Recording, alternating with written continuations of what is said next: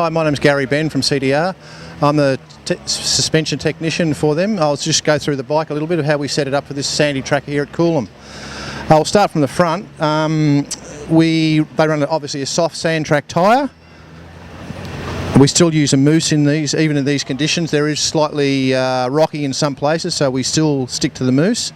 Then front forks, we push the forks through the clamps out a little bit, 2 to 3 mil, depending on the rider's preference. Billy's gone flush with them, as you can see with the top clamp here. And we've firmed the front up a little bit on compression, just to keep holding it up, because it's the last thing they want is the front, diving in the sand. As far as the handlebars and levers, Billy doesn't change at all. He just runs the same setup as normal. We always have a big tank, moving back a little bit, for fuel, because obviously in the sand you go through a lot more fuel. But we run that all year. It's a carbon tank from Europe, which is about 1.75 litres, I believe, bigger than standard, because these guys shouldn't get slow at the end of the race, so they're looking for fuel. Yeah, so we normally do run a mesh on just a simple flywire mesh to stop the sand getting into the core of the radiator.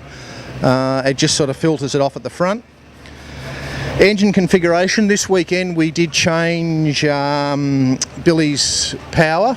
We gave him more power for here because, obvious reasons. It's deep, heavy sand all the time, so we're looking for torque and horsepower. Didn't change the characteristic at all, just up the power everywhere and richened it up a little bit for the heavy pulling in the sand, basically. As the day goes on, the track gets heavier and heavier, so you're looking for that torque.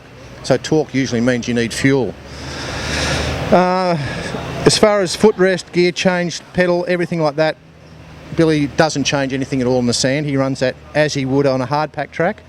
Suspension, we try to make it ride a little bit higher but a little bit softer, because it's slow, what we call slow shock speed, but big stroke. So we try to get the bike to recover after every bump to come back up to its full extent. But internally, no valving changes. That's both front and back at a sand track. We found the clicks, the external adjustments these days are that good that we don't need to do any internal changing, just some preload on the springs and some clicker changes. Once again, gearing, same thing. We haven't changed gearing here. Billy's not one of those riders. Josh would go a tooth maybe up, but Billy seems to run, he likes that setting the whole time. And rear tyre, MX-11 Dunlop paddle tyre, which it's a little bit of a discussion always on a track like this. It has got hard parts in it, but you've got to get the start. So the start is very important in any race, but here especially being so soft, if you run a soft terrain tyre, you would lose out on the start, we believe, so we always opt, when we can, for the paddle tyre. That's pretty much all we do. Once again, brake pedal, anything like that, Billy doesn't change at all.